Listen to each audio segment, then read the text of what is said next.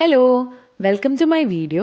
അപ്പോൾ ഇന്ന് ഞാൻ നിങ്ങൾക്കായിട്ട് ഷെയർ ചെയ്യുന്നത് ഒരു നല്ല ക്രീമി ആയിട്ടുള്ള ഒരു ബീഫ് സ്റ്റൂവിൻ്റെ റെസിപ്പിയാണ്. അപ്പം, ഇടിയപ്പം, അതുപോലെ തന്നെ പുട്ട്, ബ്രെഡ്, ചപ്പാത്തി അതിൻ്റെയൊക്കെ കൂടെ കഴിക്കാൻ പറ്റുന്ന ഒരു അടിപൊളി കറിയാണ്. അപ്പോൾ നമുക്ക് നോക്കാം ഈ ബീഫ് സ്റ്റൂ എങ്ങനെയാണ് ഉണ്ടാക്കുന്നതെന്ന്. അപ്പോൾ അതിനായിട്ട് ഞാൻ ആദ്യം പ്രഷർ കുക്കറിലേക്ക് കഴുകി വൃത്തിയാക്കി വെച്ചിട്ടുള്ള 1/2 കിലോ ബീഫ് ഇട്ട് കൊടുക്കുന്നുണ്ട്. ഇനി അതിലേക്ക് നമ്മൾക്ക് ചതച്ച് വെച്ചിട്ടുള്ള 1 ടേബിൾ സ്പൂൺ വെളുത്തുള്ളിയും 1 ടേബിൾ സ്പൂൺ ഇഞ്ചിയും 2 പച്ചമുളകും കൂടി ചേർത്ത് കൊടുക്കാം. അപ്പോൾ എരിവിനായിട്ട് നമ്മൾ പച്ചമുളകും കുരുമുളക് പൊടിയും മാത്രമേ ഈ കറിയിൽ ചേർക്കുന്നുള്ളൂ.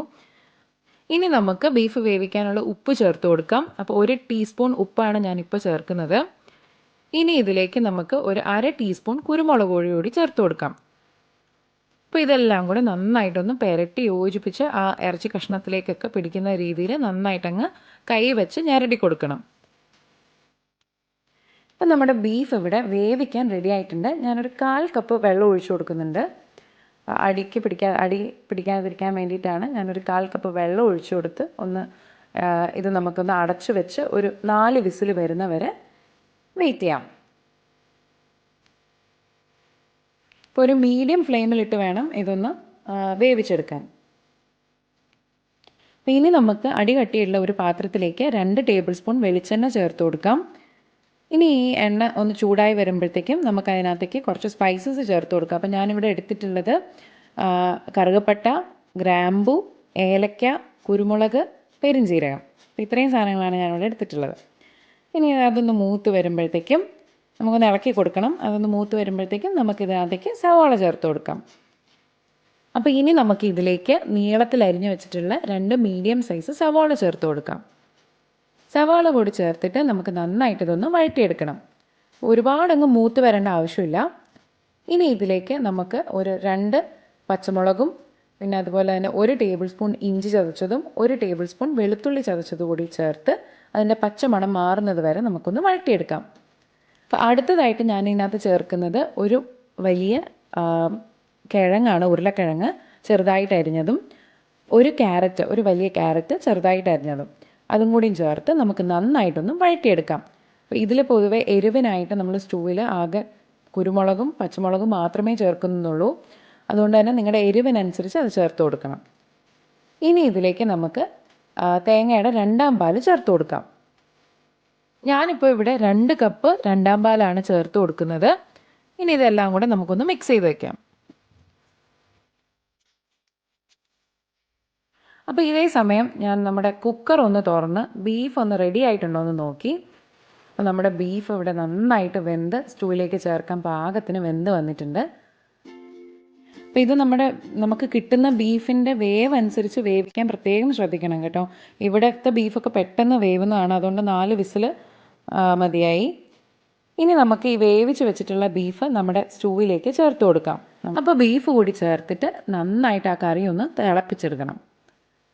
അപ്പം നന്നായിട്ടൊന്ന് ഇളക്കി കൊടുത്തിട്ട് നമുക്ക് തിളയ്ക്കാനായിട്ട് വയ്ക്കാം.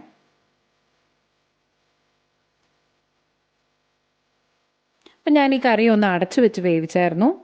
അപ്പം നമ്മുടെ ബീഫ് സ്റ്റൂവിന് ഇവിടെ നല്ല തിള വന്നിട്ടുണ്ട്. ഇനി ഇതിലേക്ക് നമുക്ക് സ്വാദൊന്ന് കൂടാനും അതുപോലെ തന്നെ കറി ഒന്ന് കുറുകി വരാനും വേണ്ടിയിട്ട് നമുക്ക് കുറച്ച് കാഷ്യൂ നട്ട് പേസ്റ്റ് ചേർത്ത് കൊടുക്കാം.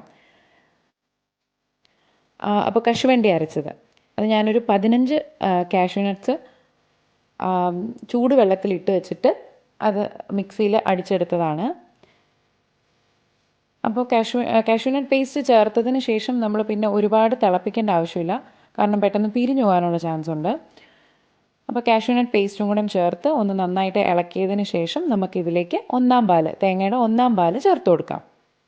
അപ്പോൾ ഞാനിവിടെ 1 കപ്പ് നല്ല കുറുകിയ തേങ്ങാപ്പാലാണ് ചേർത്ത് കൊടുക്കാൻ പോകുന്നത്. അപ്പോൾ തേങ്ങാപ്പാൽ ചേർത്തിട്ട് ഒരുപാട് തിളപ്പിക്കേണ്ട ആവശ്യമില്ല, അതുകൊണ്ട് തന്നെ മീഡിയം ടു ലോ ഫ്ലെയിമിൽ വെച്ചിട്ട് വേണം തേങ്ങാപ്പാൽ ഒഴിച്ചു കൊടുക്കാൻ.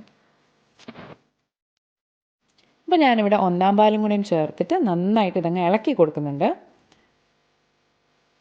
ഇനി നമുക്കിതിലേക്ക് 2 കാര്യങ്ങളും കൂടെയും ചേർത്ത് കൊടുക്കാനുണ്ട്. അത് മറ്റൊന്നുമല്ല, ഒരു 1/2 ടീസ്പൂൺ ഗരം മസാല, പിന്നെ നമ്മുടെ ആ എരിവിനും ആ ഒരു ടേസ്റ്റിനും വേണ്ടിയിട്ട് ഒരു 1/2 ടീസ്പൂൺ കുരുമുളക് പൊടിയും കൂടെ അതും കൂടെയും ചേർത്തിട്ട് നന്നായിട്ട് ഇതങ്ങ് ഇളക്കി യോജിപ്പിച്ച് എടുക്കണം. ഇനി ഞാൻ ഇതിലേക്ക് ചേർക്കുന്നത് നെയ്യിൽ വറുത്തെടുത്ത കശുവണ്ടിയും കിസ്മിസുമാണ്. അത് ഈ കറിക്കൊരു പ്രത്യേക ടേസ്റ്റ് തരും. അപ്പോൾ ഈ സ്റ്റൂവിൻ്റെ ഫ്ലേവർ ഒന്ന് കൂട്ടാൻ വേണ്ടിയിട്ടാണ് നമ്മൾ ഈ നെയ്യിൽ വറുത്ത കശുവണ്ടിയും കിസ്മിസും ഇട്ട് കൊടുക്കുന്നത്. എന്നിട്ട് നന്നായിട്ട് ഈ കറി അങ്ങ് ഇളക്കി യോജിപ്പിച്ചെടുക്കാം. അപ്പം നമ്മുടെ ക്രീമി ആയിട്ടുള്ള ടേസ്റ്റി ആയിട്ടുള്ള ബീഫ് സ്റ്റൂ ഇവിടെ റെഡി ആയിട്ടുണ്ട്. ഭയങ്കര എളുപ്പമാണ് ഉണ്ടാക്കാൻ. നിങ്ങളെല്ലാവരും ഇത് ട്രൈ ചെയ്ത് നോക്കണം. അപ്പോൾ ഈ വീഡിയോ ഇഷ്ടപ്പെട്ടെങ്കിൽ ഇത് ലൈക്ക് ചെയ്യാനും കമൻറ്റ് ചെയ്യാനും അതുപോലെ തന്നെ ഫ്രണ്ട്സിനും റിലേറ്റീവ്സിനും ഒക്കെ ഒന്ന് ഷെയർ ചെയ്ത് കൊടുക്കാനും മടിക്കരുത്. അപ്പോൾ ഇതുപോലുള്ള വീഡിയോസിന് എൻ്റെ ഈ ചാനൽ ഒന്ന് സബ്സ്ക്രൈബ് ചെയ്യും.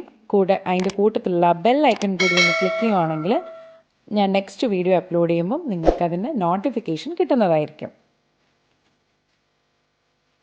അപ്പോൾ ഇതുപോലുള്ള നല്ലൊരു വീഡിയോയുമായി നെക്സ്റ്റ് ടൈം കാണാം. അതുവരേക്കും ബൈ.